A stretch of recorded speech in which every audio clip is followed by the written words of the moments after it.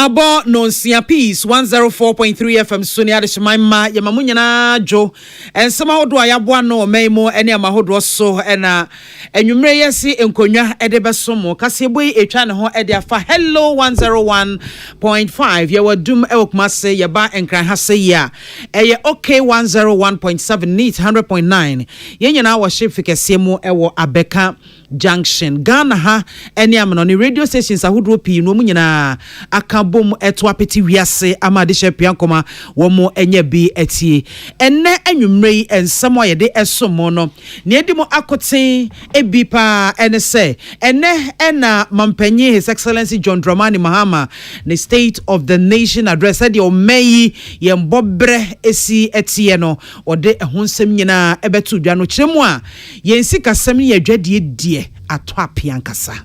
I'm sad to report that the state of our nation is not good. Our economy is in crisis and our people are suffering unprecedented hardships. Na mampanyi chese eba Ghana yensenken fund no emu a sika na edem dollar no account no yehwemu a $64,000 pe enedem ene cedis nso so a 143 million cedis pe ene no so eda cedi account no. Mampanyi Mahama edi atudwa chemo ese agenda 111 hospitals ya abandadan ehye no ba kukure ni hono mu ana chese wo ma wi a yebetimi akom se ye kwa akoye adwuma. For the record, as I speak, not a single agenda 111 hospital is operational in any part of Ghana. Na ensemi nyina chi no na minority chief whip Honorable Frank Anodombre ono so edi tudwa se so na ya mampanyi ede ebetu dwa no enhyen kran baako se uhwe ya edu baby no na is omo microphone kwaze na bi da. It was uninspiring and it wasn't motivating. Thank you. Enne anwumre so yene kaneso afo abedi akira no hwe enwumasua so Honorable Reverend John Intimfodwo yene no ebetwetwe enkomo nyono nko na na piesie nso anto ono so educationist yene wom nyina ebedi nkomo edi afa sede mpanyimfo a womasi nkonwa ehwese ebetimi asakra enwumasua no emu no womde abase woye border wankasa wobetua wo feeding fee ansa na watimi atua boarding fee aka ho ne no ebeboa ama free senior high school no etimi agina na nti nsem we ni nsem ahodo pi enanwumre ya bobo ni nyina no a yesi hu nkonwa ede ebesomo yede aseda eni kabia ma Osons chemist won ena akofa Osons garlic capsules aba ya ebo nipadua ni yipa MTNC network papa ya obetimi de ho ato wo so we dey for you everywhere you go. High Sense Ghana si home appliance ben ena washeshe refrigerator, chest freezer, air conditioner, television, gas cooker, electric cooker, washing machine, smartphone ena opa ni nyina eye High Sense Ghana dwesio ena ubenyano everyday prices for everyday people. Duffel roofing systems nso enie wose wo yubi afe na wusi dan na wo penchense abodan ne so dia enie Duffel roofing systems womo ena obetimi ene womo edi ens nkita ho na sensa woso Duffel roofing systems. When you think roofing, think Duffel. Budget cash and carry near one and akofa blue jeans energy drink aba wono mo a emo ahoden sonko matumi ye dwumaden a ontebre wo mo ba ye mfie duonu nie ya wo mo de asom omanfo. Raoul's Pharmaceuticals one and akofa High Lady Virgin Feminine Wash aba enye no nko a High Lady Virgin mixture so e ho no mo a eboa eman yie pa. Pepsodent's cavity fighter. I say project ye yemfanko baby a ade a wuntimi nsere wo wiase wede ene sen wuntimi nsere entoma betimi asere itirimi betimi asere duku betimi asere empaboa betimi asere mowere kra de abai betimi asere ba wo sen ene onipadua o skin wuntimi ensere enti di wo sini na de beboa ma wo sen edi ni na yi kaka bebrebe afri wo so eye Pepsodent cavity fighter. Ebusuafo nwumeko ya daroma ena nwume wo mo eso yasemo na yede kasebo no abesomo. Midin ede mame biama kwafo afi ensem no enchiremu eni.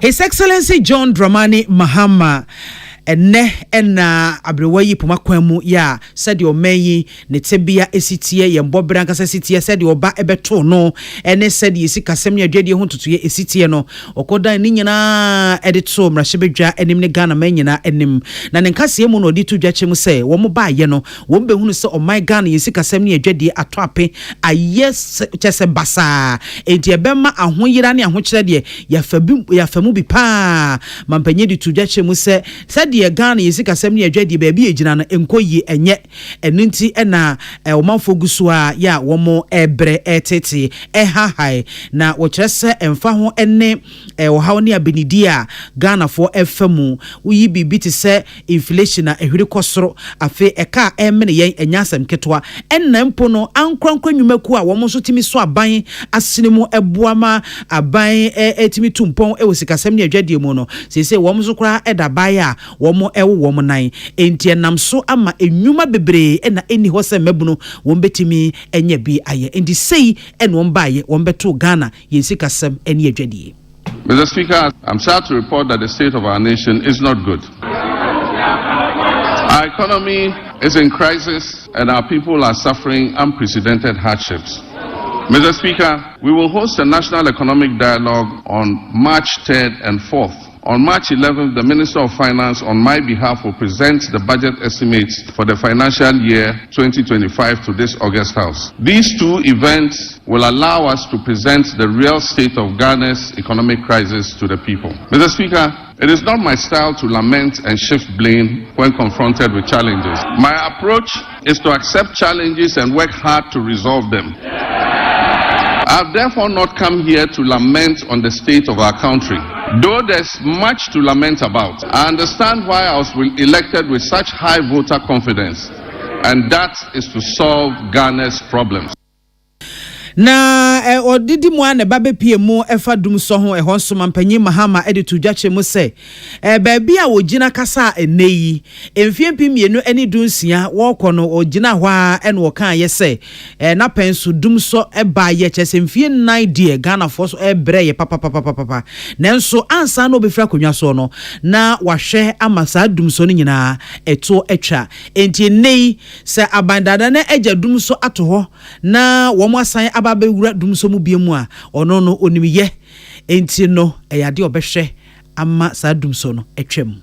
Yesterday, February 26, 2025, marks exactly 10 years since I stood in this chamber at this very spot. I promised to fix it, and I did. And I wish to place firmly on record that from January 2016 until I handed over the administration of this country on January 7, 2017, there was no power rationing or load management in Ghana. Mr. Speaker, today, inspired by the Almighty God and propelled by the massive mandate given to me by the good people of Ghana, I am moved to make a similar purposeful and bold declaration that I, John Dramani Mahama, I will fix the economic crisis confronting our country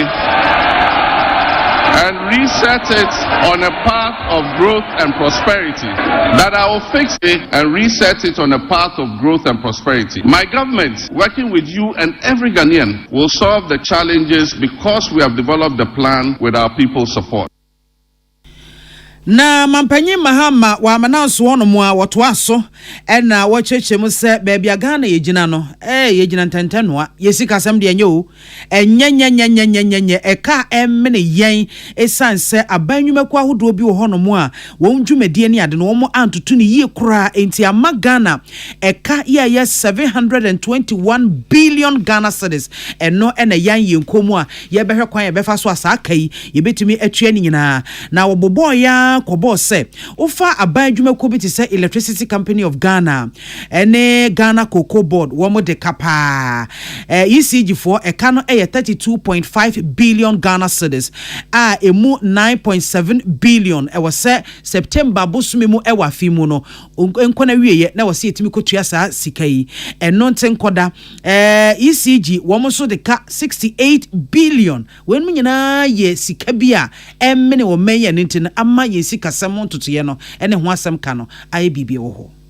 Mr. Speaker, not even the restraints of an IMF program were enough for the previous economic managers to exercise prudence in managing our finances. After setting an inflation target of 18% by the end of 2024, the actual outturn was 23.8%, significantly higher than the threshold agreed with the IMF. The Ghana cedi continued its downward slide, losing 19% of its value against the dollar in 2024. It had already in the previous year lost 27.8% of its value.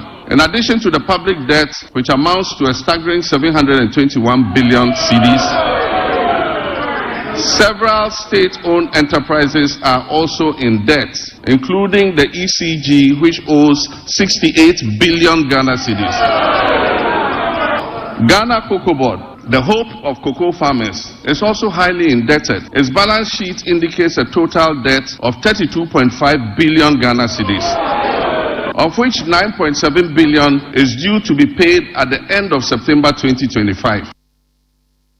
Mampanyi Mahama eto aso no kyese eba kokwa akuafo kra asem ana kyesa ya homete mobo pa esanse bosia bi a Ghana Cocoa Board wo mo ekobo edo wo nsa ehye ase apamase mfiempi mienu ene aduonu miensa ene mfiempi mienu ene aduonu enan cocoa to ebremu no wo kyese nam so ama ya hwere $4,000 ya se sikai anka ebeye niema bebre esanse sa 2023-2024 cocoa crop season no nanka wasa Ghana yetimi supply 333,767 metric tons of cocoa yentimi an supply enti ebuakam. In 2023-2024 crop season, Cocoa Board was unable to supply 333,767 metric tons of cocoa, which it had sold at $2,600 per ton. As a result, the then management of Cocoa Board rolled over these contracts into the 2024-2025 season.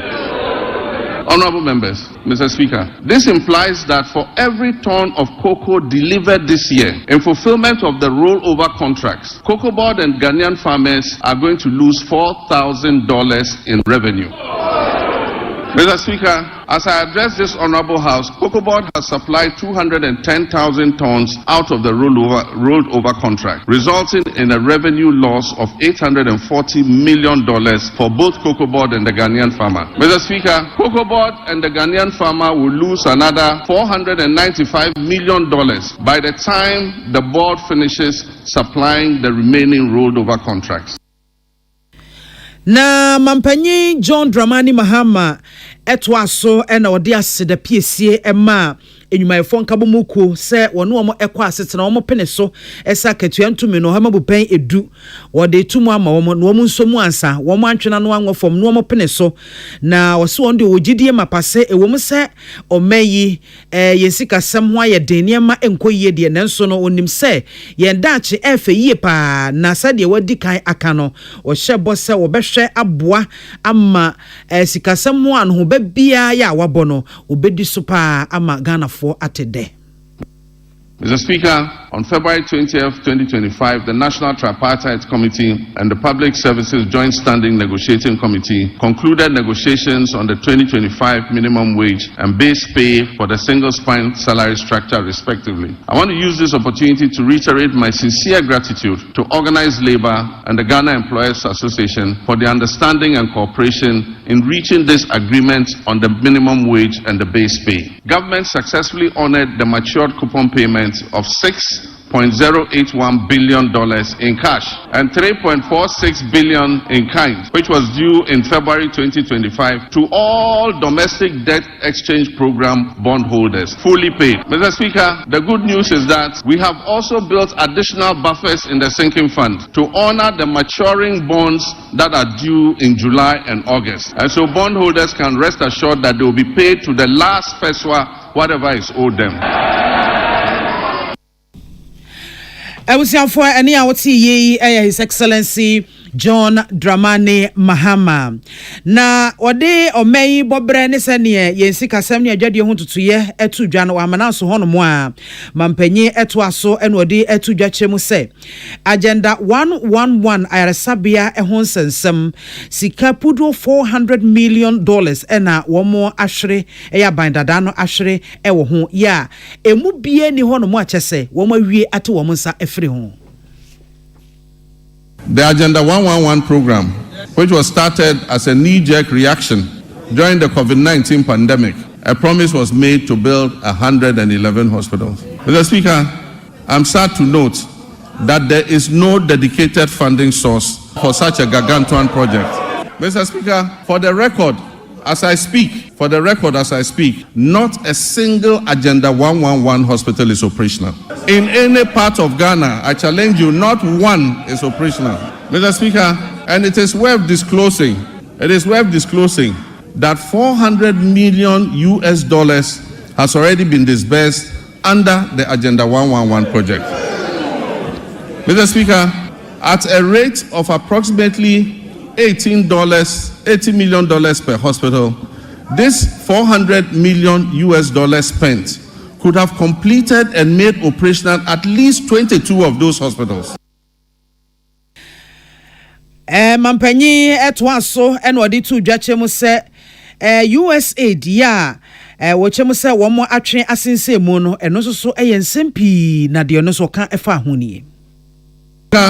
One of the most pressing issues confronting our health sector today is the USAID sudden 90-day pause in services without prior notice and the looming threat of complete withdrawal of programs that do not align with the USAID's strategic interests. Programs that will be affected include the delivery of medical commodities to regional medical stores and health facilities in the Upper West, Upper East, Northern, and Savannah regions. USAID support for the National HIV/AIDS Control Program includes the supply of antiretroviral therapies in the Western, North, and Afro regions. These will also be affected. The withdrawal puts at risk approximately $78 million in earmarked funds for malaria, maternal and child health, nutrition, and HIV/AIDS. It also covers some programs being run at the Noguchi Memorial Institute in research. The impact will be challenging without urgent intervention. I've therefore directed the Minister of Finance to make immediate financial arrangements to mitigate this loss.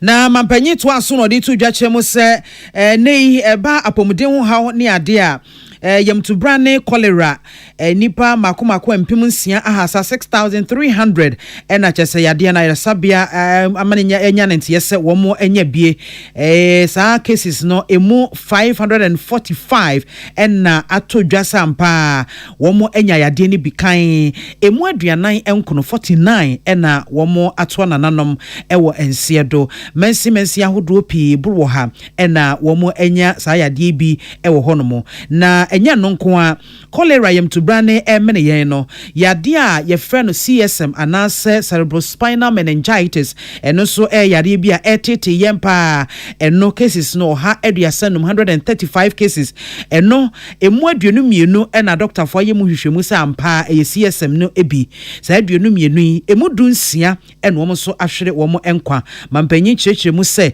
wo mu guso ade hye egu akwan mu adi nuro akwa omanfo yede bebe wo mo na afenso wo tufo sɛ uhu ensenkyereni bi wo ho a esusu sɛ saa yade ne ho ensenkyereni a to na mon kwayere sabia.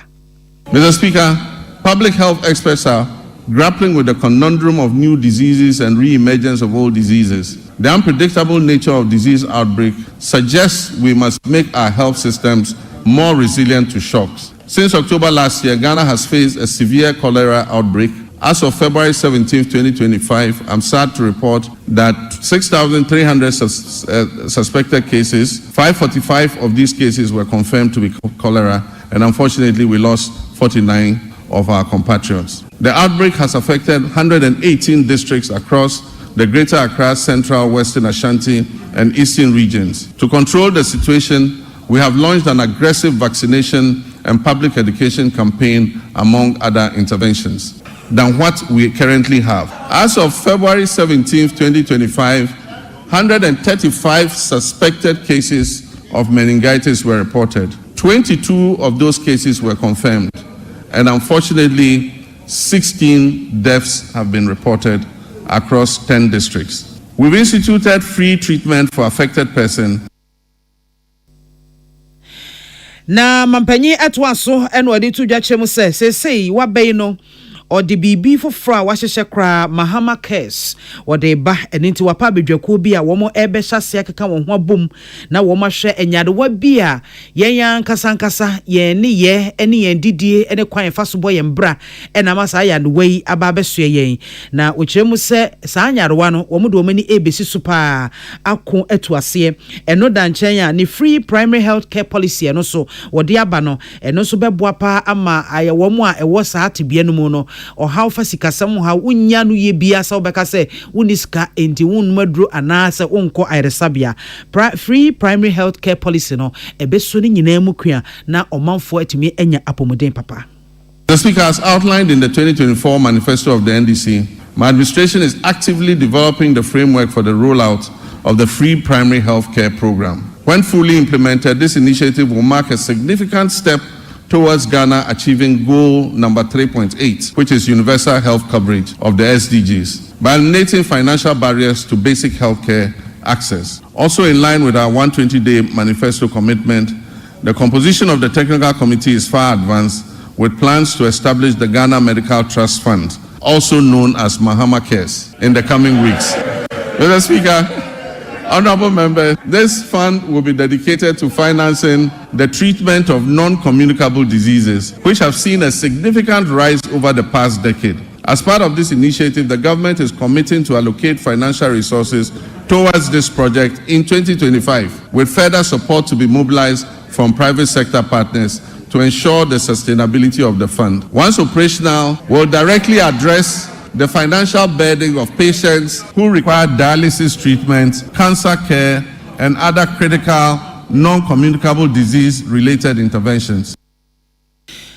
Na eba enufra adwuma no emu so a ochese endachi bia eni achiri kra o my Ghana ye nam 24-hour economy no eso na yenufra adwuma no yetimi atre yakwa mu e bibrem atoye FM ha no sei na wo behwe se enura hodo ahu hia no ye beye bi e wo ha yen ya ye diemu yen ya se de ye bobere ne yensu ne yen bibia sitie no ye de behwe ho na ya ye yenru na sa de wo ye betimi aduru ho de a na e wo se adwumako bi te se food and drug authority womo hwe emma womo akade ebeboa momatumi agina womo nan so yie pa afenso yen customs womo so asiasia hodo no yebemo makade ebeboa ama womatumi aboban eyie enna afenso no wode ehhehye ya emu odin pa ebebasa ne ebeya nipa bonefo ka womo ko na nkoman agye agu womo fa kwete kwan so enkokra no bone emframa no ne emefra de wo ewa ha no emu. The Speaker, Ghana will become the pharmaceutical manufacturing hub of West Africa. And my previous record in government speaks for itself. When I injected funds into Ghanaian-owned pharmaceutical companies to expand their production capacities. Mr. Speaker, as this exciting phase unfolds under the 24-hour economy initiative, we must strengthen every aspect of our pharmaceutical industry. And this includes the Food and Drugs Authority and the Customs and Security agencies in order to avert the use of fake drugs and the importation of illicit drugs into our country. We await thorough and unbiased investigation into the alleged opioid pill importation into Ghana and other West African countries. The outcome will be shared, and I can assure you necessary action will be taken. Na wachesa oshebo so obehwa boa amaketa hyehye pre kankan eni dwirim krono afiri omayi emu enti obi a wafa kwambone so edi omayi esika kwambone so no obehwe ese obeboa obehwe na watimi ama watuaka na asotwe ese fata bia no ode ama enti obaye ena ode operation recover all loot ebaye na sa oral committee no wo mo abomodin papa ensama wodo nkrofo de beda wo brum pim mienu enti wo gyina so atwerɛ ɛho nsɛm ɛyɛ report a wɔn adane report no mu ɛde ama aban lawyer panyin soafo a wɔhwɛ atɛntene ne so a wɔn ahyɛ ase edi ho adwuma na wohwɛ na nsɛm mu nipa bi a apolisifoɔ ne mpanyinfoɔ to nsa ɛde frɛ wɔn ɛfa $2 million Skytrain ɛho nsɛnsɛm bi a ɛno danche a national service go sinem samandin a wɔde hyɛ aketua nwoma mu ɛne ho nkɔ ne bɛn nyinaa wei ɛyɛ kete sa no manum ya wɔn apɔ ne ho kakra ɛfa ɔra no dwuma wɔn edi yɛ ɛho. One of the first committees I established, even before my investiture as president, was to establish the oral committee on the sidelines of our transition. It is instructive to announce that the committee received over 2,000 complaints from the public and has since handed over a comprehensive report. This report has been given to the Attorney General for further review, thorough investigation, and eventual prosecutions.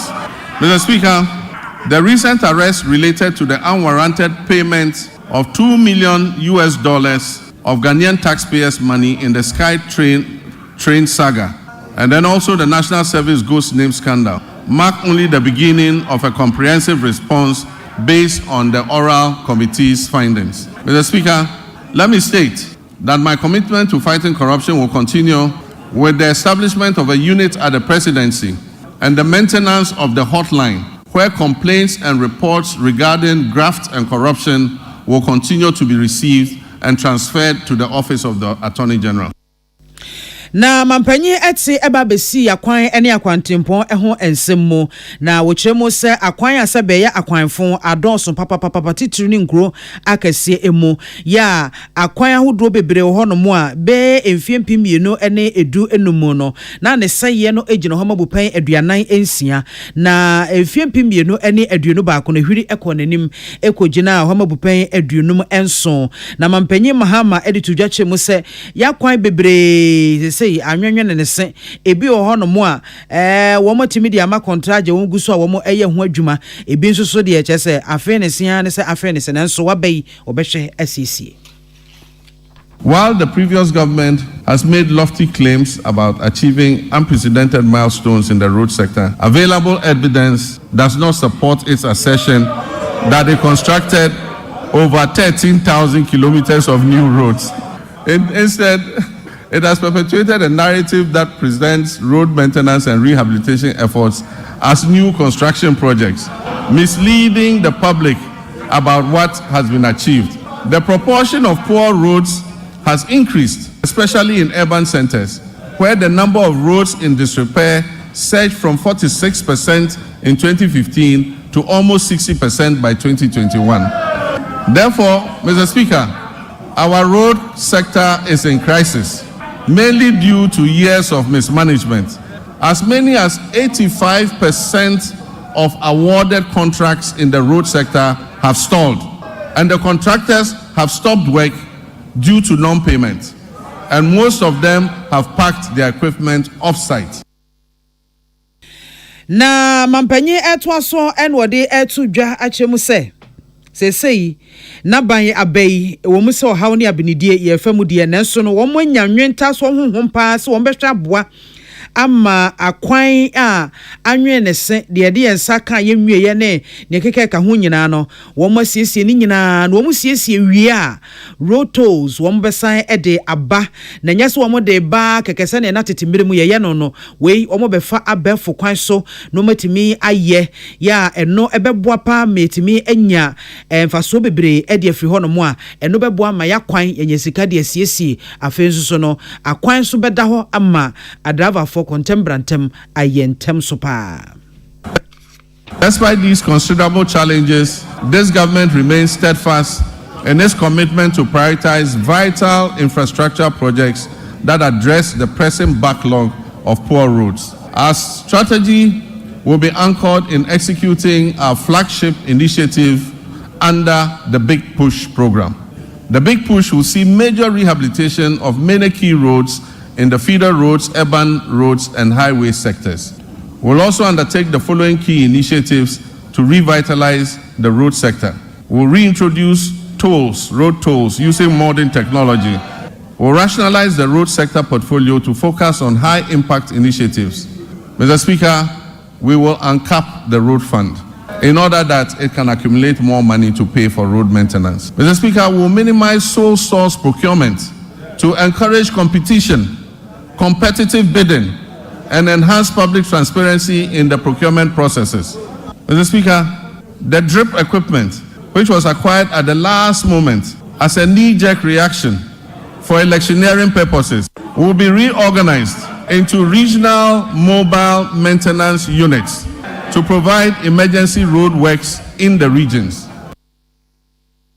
His Excellency John Dramani Mahama and the State of the Nation address our day ekoto my Ghana and nimnia waka edifa akwan eho ena otiye na yesan beti esi yen sikasem ne adwadie no emu a mampanyi editudwa ena ochiremu se wohwe eniema bi a abandada no etoto no basa abemma adwuma na ye den pa nenso no womu ewanida so se wombehwe na eniema nyina womu de atoto eyie no kira Ghana eka emene yen no Enfie nanya edi yenimi no 280 billion cedis 150 billion eno ye car ye de ewo mayimu ena afa ye betua ewo mayimu ena 130 billion cedis no eno so eye car ewo si etua ewo amanone.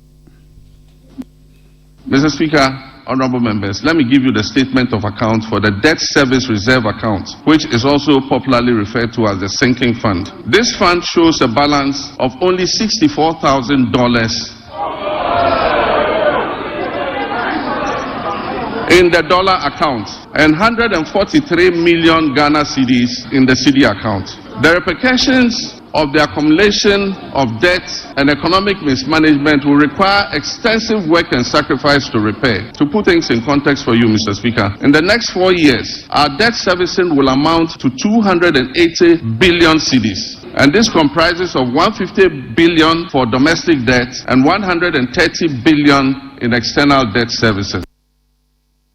Mampanyi to aso no ditu dwa se sia Ghana empuntunyuma wodo a yahya ase a aka sinsemu a yentimi anwie nti yensa emfiri ho esan eka eho fonso bi a yaye no eye makomako aduonumnum empuntunyuma nko a aduonumnum na eno no sika wosi etimi ede etua anase ede ekoho no eye 2.95 billion eno so sei eno chiremu fae.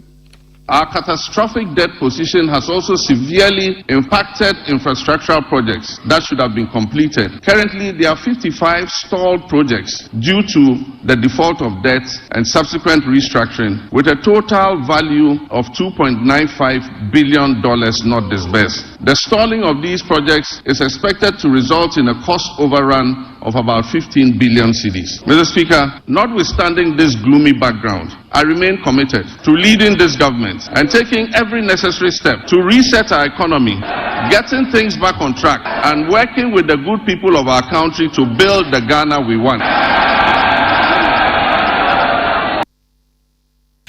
Na mampanyi to aso eno ochiremu se de wo muguso a entotoye no wo muguso na mo de wo mogidie mapase 24-hour economy policy a wo mo edeba no wo mo ehase de ye adwuma ebeboa ama $10 billion big push nhyehyeye bi eno so ehya adaka mu wo mu ebeyie pie no ebie kwan ama empuntunwuma afa ne ntoma pefra ewo mayi mu. We look forward to a positive economic outlook as we restore macroeconomic stability, we encourage exports, we activate the 24-hour economy policy,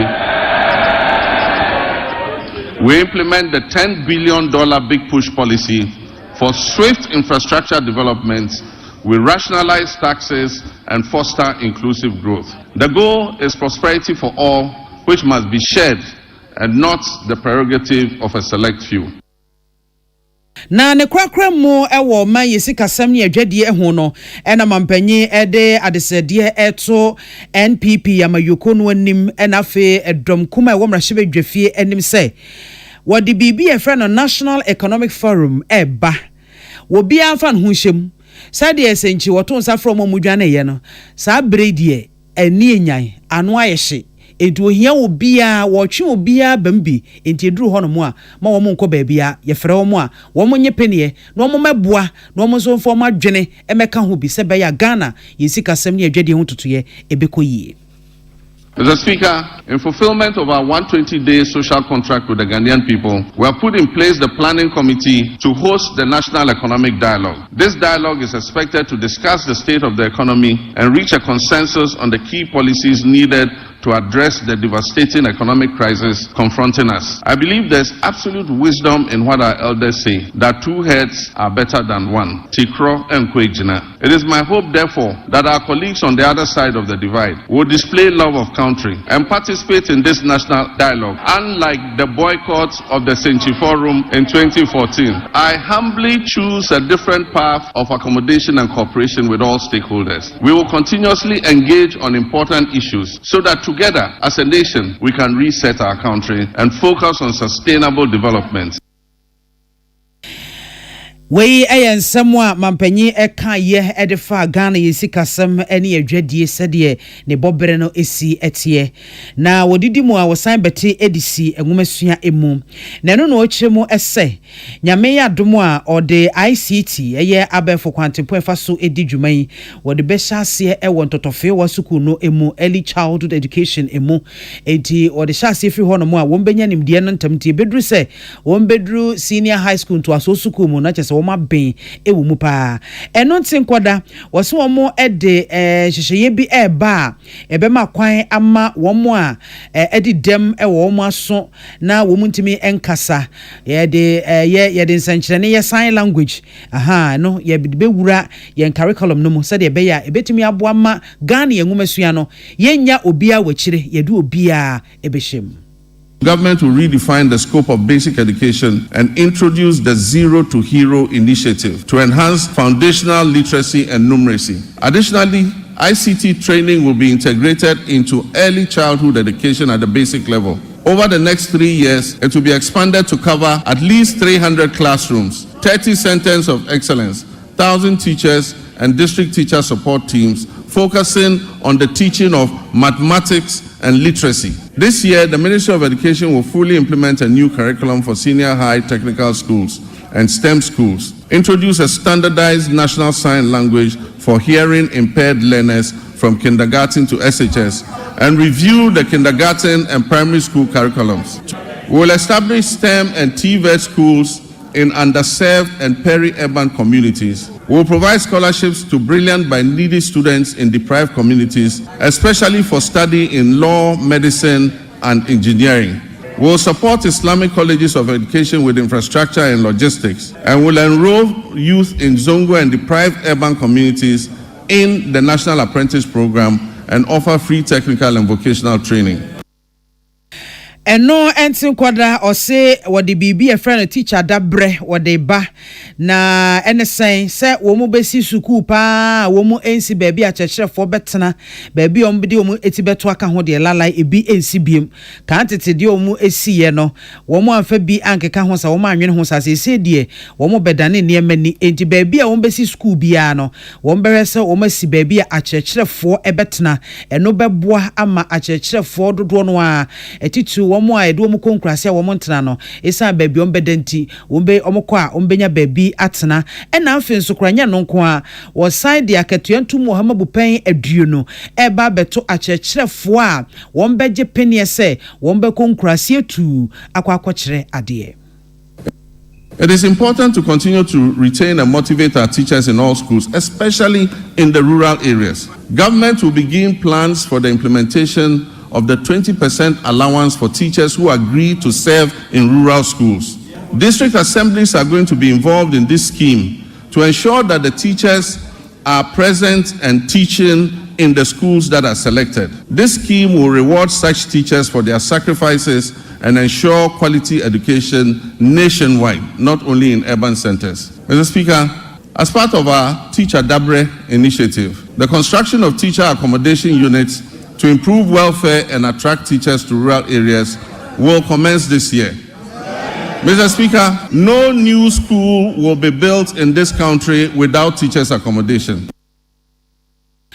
na wasan ebetisi free senior high school hyehyɛ no eso eno kyerɛ sɛ ne ebinom adwene wo mo na wo mo kana wo mu betwam ne fine ɔse wo mu ntwam ne mumu no wo mo betoto niema hodo bi eyie sɛ ne ɛbɛyɛ a ebetimi agina brane na afenso no National Education Forum adwen kyerɛ hodo a wo mo agye ne nyinaa wo mbɛhwɛ sɛ wo mo de bɛyɛ adwuma na timi aboa na sɛ sia yi wo manfo na desuafo a wo mo nya free senior high school ne so emfaso no agina enipa 3.4 million. Mr. Speaker, honorable members, once again, for emphasis and for the record, I, John Dramani Mahama, President of the Republic of Ghana, will not cancel the free SHS program. I am determined to make it better by improving its implementation.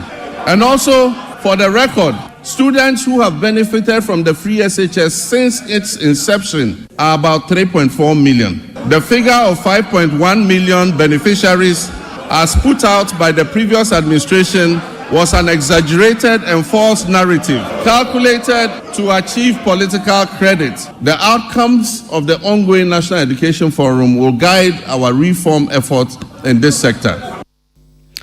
Na we na odeba enuane a senior high school no wo edie so no say dey aye fine aye kama pa say adesuafo no wo mu didi yie enuane atum say wo mu di enuane nuru abu asiesie nipadua bebre no a ene wo mu enti wo mu guso a wo mu toto niema ahwese wo mu ebetremu na wo mu ade aben adesuafo no wo mu aboboa no enti headmaster fo no wo mu keke ka ho no wo ene wo mu ebehwe na enuane no wo mu etu ho na mo beya emu beda fine na face wo maye na wo mo aye ni yi. As promised, we have begun improving secondary school feeding, and the children are getting better quality food as I address you. Mr. Speaker, efforts to decentralize school feeding and food management include strengthening procurement and store management records capacity. Once completed, food procurement and management will be fully handed over to the secondary schools to do their own food procurement. Mr. Speaker, science, technology, engineering, and mathematics are central to national development, STEM. We'll therefore expand STEM programs at all levels to equip all students for the global economy. Na mampanyi to aso no chemo se sa senior high school graduates a wafibia womo epie ba bonten no womo dodo eye 460,000 na eno no emu ohamabupan aduonum na womu nya kwan eto aso kosuapon ahodo emu afei so womo a ebeka kire no wotumu se kwanya se womutimi ede ekosuapon mu no ya na ayeden ede amomo na saa ekan ya ba beda hoi na womo ede no fees policy no womo kyese womo de eba na no beboa ama omanfo mo di dem womo nipadua kwa bi mu no womo so etimi enya free tertiary education ya saa anamuntu yi ebeboa ama obia o wose wotimi eco school ekonya nimdie wo man Ghana mu no enye se bia sedi esibo no anase sedi ne bobre esitie enti yeyi na ipemu yedubia eka ho. Honorable members, Ghana has consistently missed its gross tertiary enrollment targets with a rate below 22%, far from the 40% goal that has been set by 2030. Despite over 460,000 secondary graduates coming out annually, 55% qualify for tertiary education, and only 35%, 161,000 of the 460,000 enroll in tertiary education, leaving over 300,000 without access. To address this, government is introducing a no-fee stress policy to eliminate tertiary admission fees, which currently serve as a barrier to higher education for some students. This will be supported by an enhanced student loan scheme, which is called the Student Loan Plus. The no-fee policy will also cover all persons with disabilities. And for emphasis, persons with disabilities will pay no fees for tertiary education.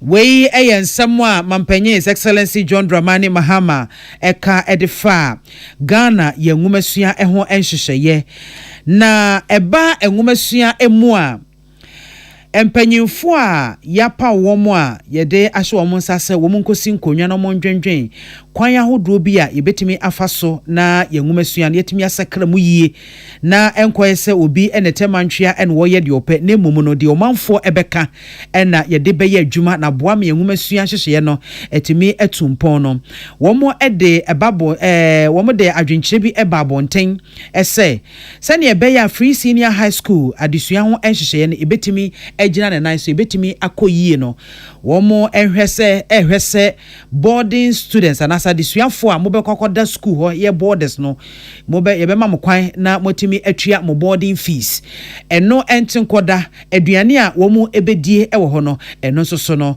ebeye batan womo asede se womo ebetua na bono east hafo na western north zone womo national education forum no womo de hye so ewo sunwan eho na adwenkyira hodo pii no a eba yese sede ebeye enwumasua no ebetimi etumpon enti no womo enye ne saa na borders utua boarding fee watua feeding fee na chese ama brena egu aban so no abafom kakra eti ye kwa homaso na nka ye ne kanesoafo a na ohwe enwumasua ehon nsem so na bedi akire honorable John Intim Fojo Reverend John Intim Fojo yensa ebeka no ahomaso nanka yene no etimi edi enkita ho yensa enka no de yemfa eno enkonkon ho ansa na yenhwe ensema hodo bi a mampanyi eka ye edefa coastal water transport services ho asem o kyerese obehwe aboa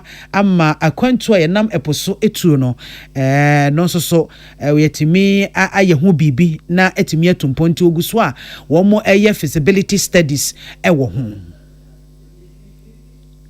The government will commission a feasibility study to develop coastal water transport services. This initiative aims to promote alternative modes of transport and ensure their integration into our existing systems under the national transport policy. It also aims to enhance tourism, reduce road traffic, and mitigate environmental pollution. Na mampanyi eto aso no kyeremu se ba agudie mu nsemu so a obehwe ese mantam fofora ya tete no obesi sports anase complex ewo sa mantam foforo no mu.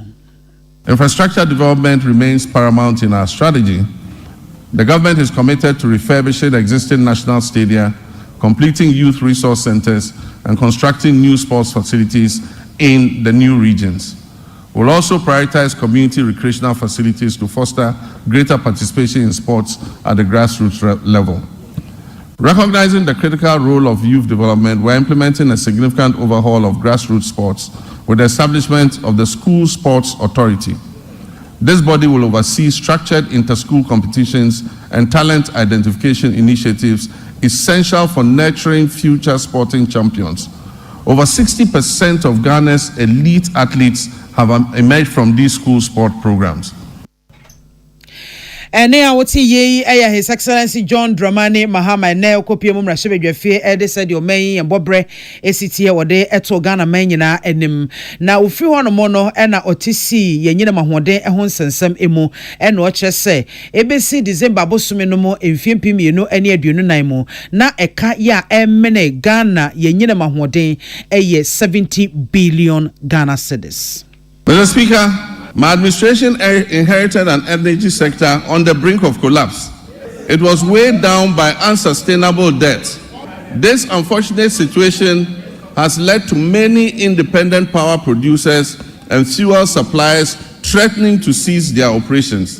Mr. Speaker, listen to this. Despite collecting over 45 billion cedis in energy sector levies, ESLA, over the last 8 years, the outgone administration has left the Ghanaian people with an energy sector burdened with a staggering debt of 70 billion cedis as of December 2024. It is of deep concern that several state-owned enterprises in the energy sector are struggling to stay afloat, and unless urgent interventions are made, many of them will go under.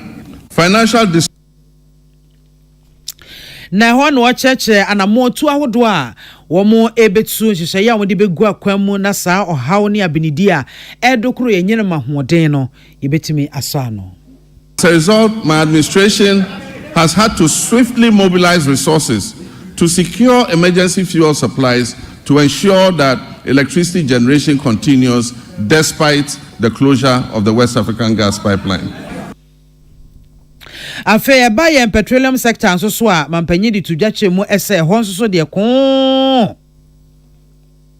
Mr. Speaker, Ghana's petroleum sector has witnessed a precipitous decline, with crude oil production sinking by more than 32%. This has resulted from the high opacity levels, a very hostile business climate, and excessive political interference in the sector, culminating in most of the major oil companies exiting and stalling all upstream activities.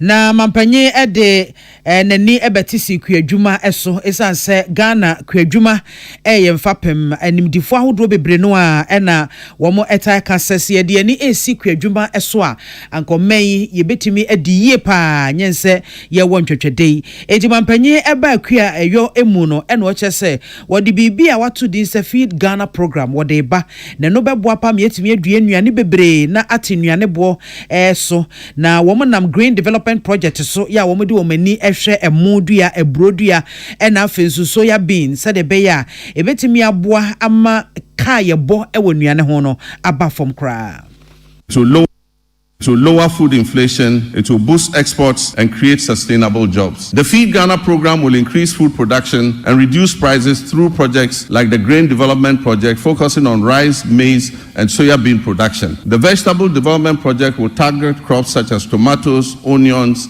and pepper. Our Poultry Farm to Table project will eliminate poultry imports and increase local production. Ghana imports 95% of its poultry needs, which costs over $300 million annually. To reverse this trend, government plans to revamp the poultry sector by investing in hatcheries, feed mills, processing, and distribution.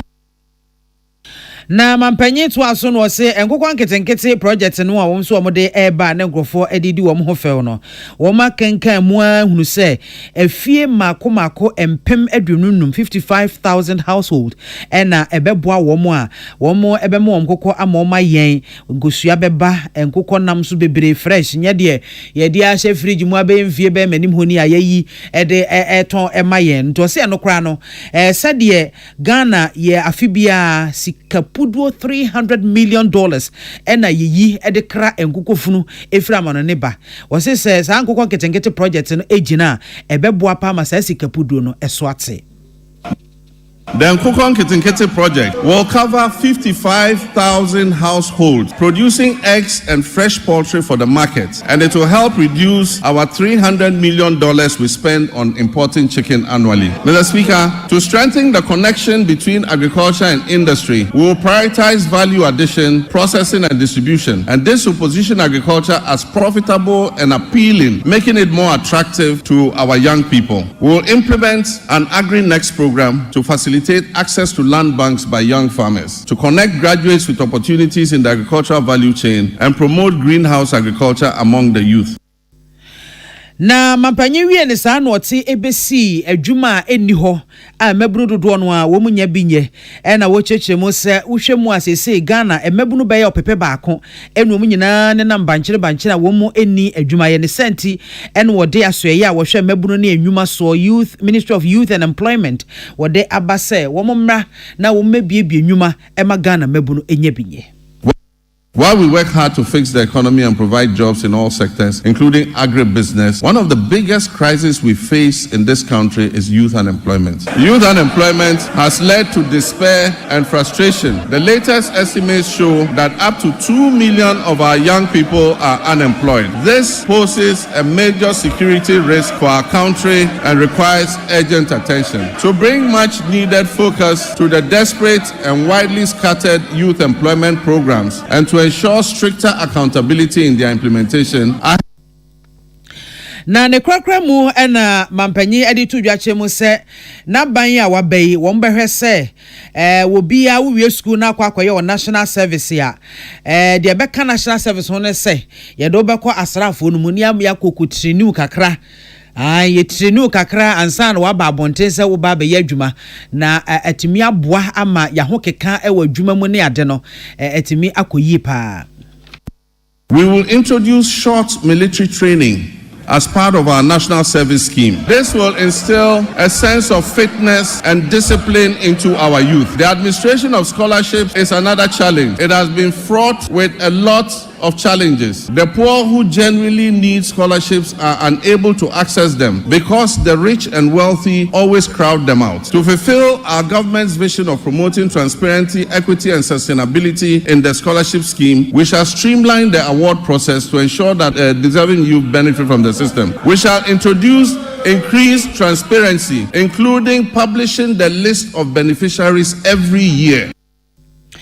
Eni awoti nyina His Excellency John Dramani Mahama ebra enedua yi okopie mu ewo mrahwebedwafie na ode omayi ebobre ehonsem eto Ghana man nyina enim na sa enkomoyi eho ena peace kasebo yene amasama mrahwebedwane honorable Sedem afenyo yene no etwetwe nkomo ena odi tudwache mu se mampanyin bosha o hye yese obehwe ama suku dan bia wombesi esi baby no wombesi akyerkyerefo etena bia ne baby a wombeda aka ho no wo kyerese no so ne kwan so a no. That policy to me is a very good one because we are teaching na transfer from one community area from Greater Accra to the Eastern region.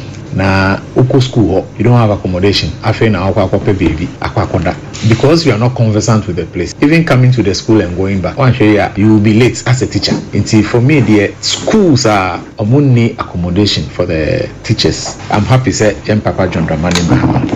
What time are you go school? Now upon so the lecturer on won't you go to the teacher's house and go and ask for further explanation. Say teacher will school na unhia bibia. Even building that relationship with the teacher whilst he's with you in the school. You are very relaxed to have that interaction. But it's a teacher baby na anopa afe na aba befroka. But the slightest chance he gets, he might not even come to school at all. Na owie no chese mampenye asamo osaka ese Osu Castle baby a na ye aban etena ye abankese mu ye asese ye free ho no mo aba Flagstaff House no wo chese obedane mu na ode ho no mo aye nsrahwe bia sonko ne no so na yewura Sedem afenyo so mampenye wa ya de mebona baso.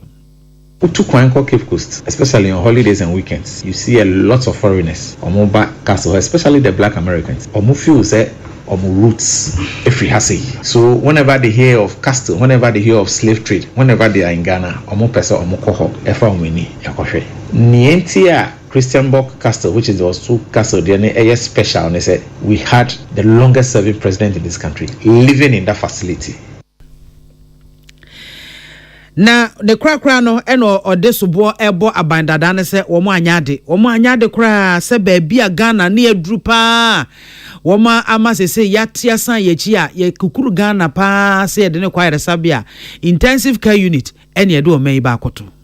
The Ghana is not at the ICU, Akan. I don't think there would have been change of government. If the state of this country was in a good state, me sure say Anka MPP be lose election. It was in a bad state. That is why Ghanaians about convincingly His Excellency John Dramani.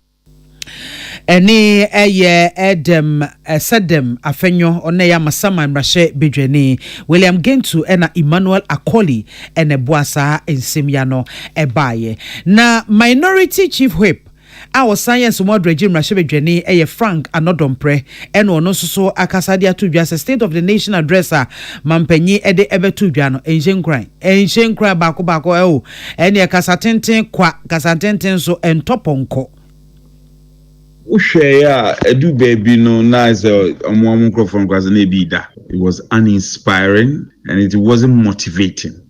Mampeni then candidate John Mahama Jina Simpie su kan sama kese bebre. Na wa na kan also MPP for ya say economy no ya say bibia. Enti ne ehwe anim se wo abana nyoma nko yi a. Say nti na Ghana for koto aba. Enti ehwe anim se oba sakra nyema na Portugal because you fix the economy.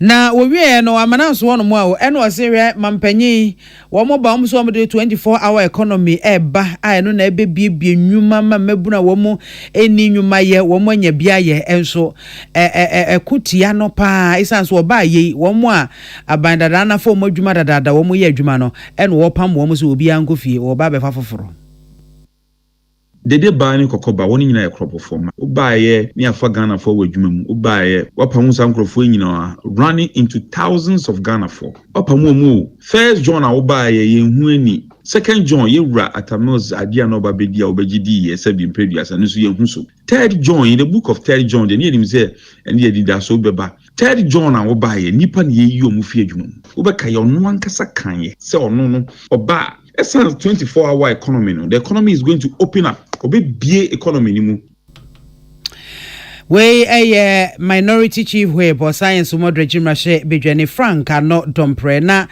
eno achi na oswafo hwapumudensem so san dwaboso rashe bedwane kwabna minta akando edi tu dwachem so mampanye sem okan de say de o man yesika sem nya dwadie ne bobre ne tie no sa pepepepe no edi tu dwensan sa bandada no o ma amoa wo mai na Ghana ni bia nim se ye economy no na enye nemom se ye ka kire o se na esi apro a we mehyeso eno na ehu ni no we ade adi pepe se oman no ba bia ye gina ni sikasem na enye kra ade ba ko a eye mede a mampayi kan ne se o se sade atie bia no ye be ni eno na wo se Ghana ni bia de atumti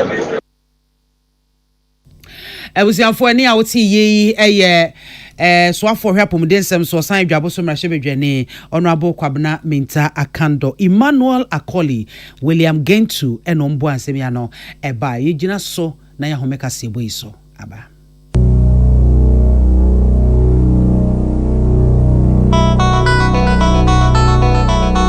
Peace FM. Happy delightful June. Wachulala, swachulala, chichi soso. Afrana pa. A pepashu breakfast and was in woman. Joe happy delightful juice against with toast, cereal, and even them cool. God and we a bread and fifi. The moisture free man. Happy delightful juice. One of one. And you be here. Happy to relax anyway. So I know when you're. Let's say what the chamado. Happy delightful juice. Off and a baby I bring you all day long. One fruit juice. I'm happy delight. One different flavor. Different size. You number 1 liter. Number from NG 150 and 250 ml. A baby healthy life shows on your supermarket. Happy life juice. Loaded with taste. She nya sin bet ya washisha wunhu. Bibiara ni ho a yese wonso we save ya to ho. It's an Betway Bet Saver feature antino. Simple bet no ayira. Wo betimi anya sika. Ebiom wo bet ya washisha na mo a sika wo de bet ye no. Ye Sunday ma o. Eni ne ekeka ho bebre. Bet Saver e wo Betway nko aso. Ne nya ne ma hodo ekeka ho. Kai se enhihye kakra wo. Gaming Commission of Ghana sashase. Woni fie nu wotwe a enko ho. Betway nya de ekeka ho bebre. Bra, bush. Listen, I'm in that. So what is you? Falling. Missy. So what kind of move smoother? On them engine oil. It's bogumo. Engine oil. On your valvoline. Missy. Valvoline lubricant. And I'm used to valvoline. Chai, Chese. Who use valvoline lubricant? No emission. Valvoline oil. On my car, machinery, and equipment to move smooth. No friction. No, you figure engine when say who there. Nowhere and tear. Valvoline oil battalion. Obama wants him up with you double movement desire smooth. The engine is a bit cherry. What on Valvoline oil? Baby, what on oil beer? I can do a brain main office. Then you gonna Telecom University opposite. Yep, and CBG Bank.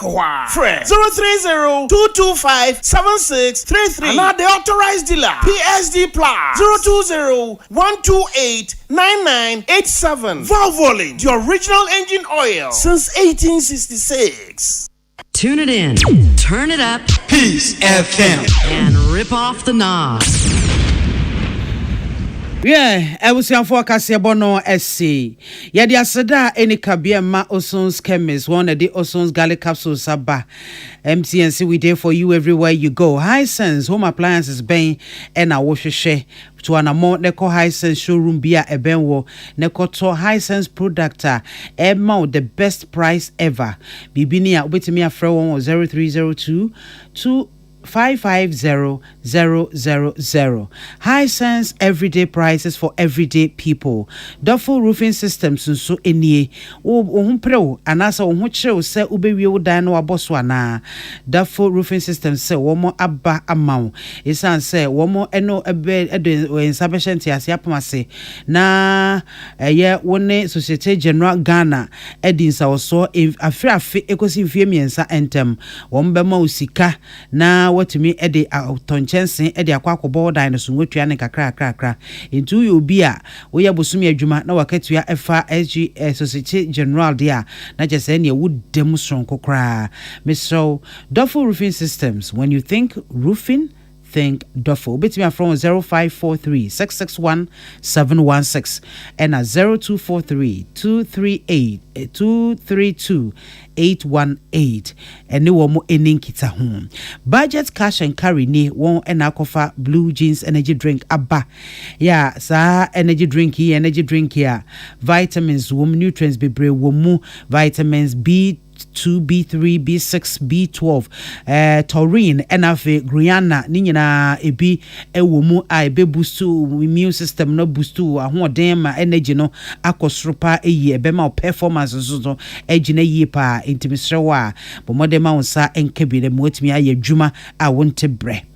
Budget cash and carry from 020-812-8190 and 055-001-0000. Raoul's Pharmaceuticals and Sunye won and aqua for high lady virgin feminine wash abba. With the Ghana ma abama ebebwa papa ama mahuni dieno akosu eyepa na ma wa yo besima mua.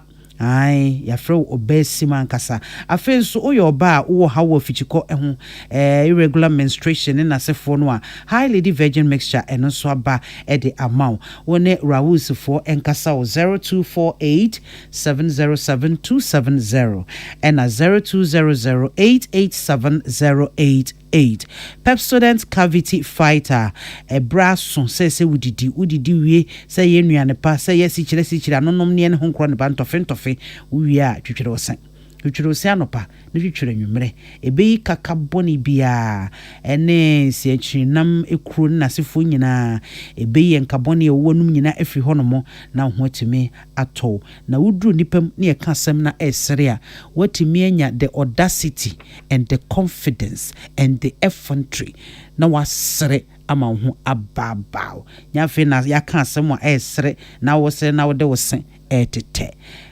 Pepsodent cavity fighter. Every smile matters. Ubetumi afre to free number. It was 0800 200 030. I was for you makwea daroma and a ball yen chidom ma yede no sia kase bono yede ebesom. Ahani edimu esi midin edemame biama akwafo. Madam nyinase amomu enity. Tune it in, turn it up, Peace FM, and rip off the